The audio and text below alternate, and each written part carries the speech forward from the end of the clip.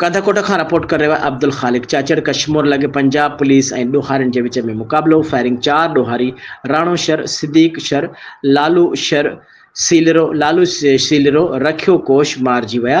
2 ॾोहारी सख़्तु ज़ख़्मी थी पिया। SHO माशको राणा रमज़ान मुक़ाबले दौरान दिलि जो दौरो पवण सबबि फौत थी वियो। हिकु पुलिस अहलकार सख़्तु ज़ख़्मी थी पियो, जॾहिं त 2 ॾोहारियुनि खे गिरफ़्तार कयो वियो आहे। मिलियल ॼाण मूजिबि त कश्मीर लॻ पंजाब पुलिस जो खुफ़िया इतला ते मसू मोड़ वटि पंजाब पुलिस ऐं ॾोहारियुनि जे विच में फायरिंग करे ॾिनी, जंहिं जे नतीजे में गोलियूं लॻण सबबि 4 ॾोहारी राणो शर, सिद्दीक शर, लालू सीलरो रखियो कोश मारिजी विया। जॾहिं त पुलिस मुक़ाबले दौरान माशको थाणे जो SHO राणा रमज़ान दिलि जो दौरो पवण सबबि फौत थी वियो, जिन खे फौरी तौर ते इस्पताल खणाए सादकाबाद आंदो वियो। हिकु पुलिस अहलकार केसर सख़्तु ज़ख़्मी थी पियो।